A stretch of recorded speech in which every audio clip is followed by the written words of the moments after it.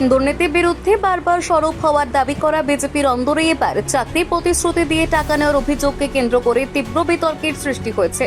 অভিযোগ, দলেরই এক নেত্রীর কাছে চাকরির জন্য দেওয়া টাকা ফেরত চাইতে গিয়ে আক্রান্ত হয়েছেন খোদ এক বিজেপি কর্মী। শুধু তাই নয়, দাদাকে বাঁচাতে গিয়ে মারধরের শিকার হয়েছেন তার ভাইও। গুরুতর জখম অবস্থায় দুজনকে দুর্গাপুর মহকুমা হাসপাতালে ভর্তি করা হয়েছে। ঘটনাকে কেন্দ্র করে দুর্গাপুরের ব্যানারচিতি সংলগ্ন অন্নপূর্ণা নগর এলাকায় ব্যাপক উত্তেজনার সৃষ্টি হয়েছে। ইতিমধ্যেই গোটা ঘটনার অভিযোগ জানিয়ে থানায় লিখিত অভিযোগ দায়ের করা হয়েছে। পুলিশ তদন্ত শুরু করেছে। অভিযোগ, লোকসভা ভোটের পর ওম প্রকাশ প্রসাদ নামক এক বিজেপি কর্মীর কাছ থেকে দুর্গাপুর ইস্পাত কারখানায় চাকরি পাইয়ে দেওয়ার প্রতিশ্রুতি দিয়ে 50,000 টাকা নেওয়া হয়। এই অভিযোগ উঠেছে এলাকার বিজেপি নেত্রী মৌসুমী দত্তের বিরুদ্ধে। দীর্ঘদিন কেটে গেলেও চাকরি না হওয়ায় এবং টাকা ফেরত না পাওয়ায় বারবার যোগাযোগ করার চেষ্টা করেন ওম প্রকাশ। অভিযোগ, শনিবার তিনি টাকা ফেরতের দাবি নিয়ে মৌসুমী দত্তের কাছে গেলে বচসার সৃষ্টি হয়। এরপর মৌসুমী দত্তের উপস্থিতিতেই তার অনুগামীরা ওম প্রকাশ প্রসাদের ওপর চড়াও হয়ে বেধড়ক মারধর করে বলে অভিযোগ। ওম প্রকাশকে বাঁচাতে ছুটে গেলে তার ভাইয়ের ওপরেও হামলা চালানো হয় বলে অভিযোগ। মারধরে গুরুতর জখম হন দুই ভাই। পরে স্থানীয়দের সহযোগিতায় তাদের উদ্ধার করে দুর্গাপুর মহকুমা হাসপাতালে ভর্তি করা হয়।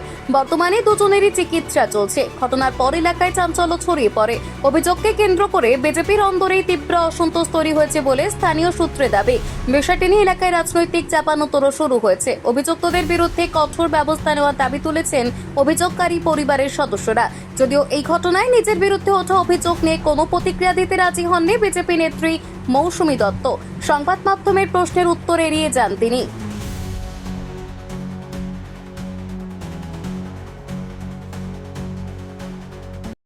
হয়েছিল আজকে ভোটের দুদিন পর 6 তারিখে মৌসুমী দত্ত আমার কাছে 50,000 টাকা নিয়েছিল। কে নিয়েছিল? মৌসুমী দত্ত। তার আগে আমাকে ভোটে অনেকদিন পোস্টার মারা করিয়েছে। ভোটের ক্যাম্পের দিন আমাকে বসিয়েছে, বলেছে তোকে প্ল্যানটা একটা বড় দায়িত্ব করে দেবো, টাকাটা দে, এখন কাজ আছে, আবার কোথা তোকে দেবো। কোন দলে আছে? উনি বিজেপি করেন। আর আপনি?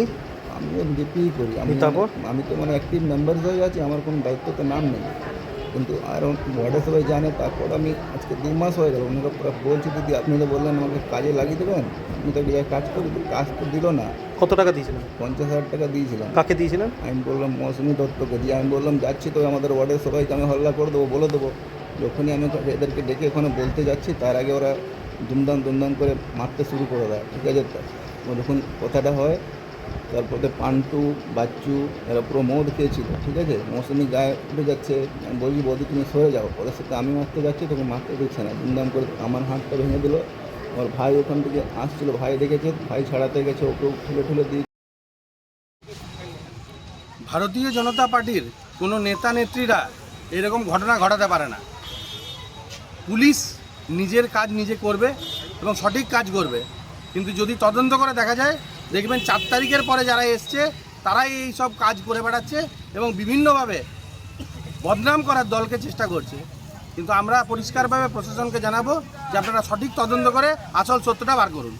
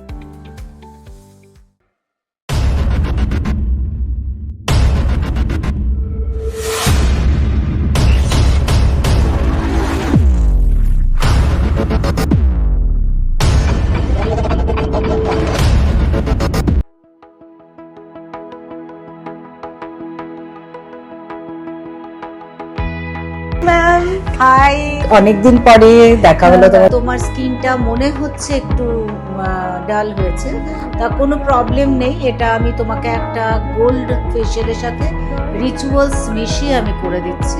ভীষণ সুন্দর একটা ফেশিয়াল হয়ে যাবে আর ভীষণ গ্লোয়িং একটা স্কিন।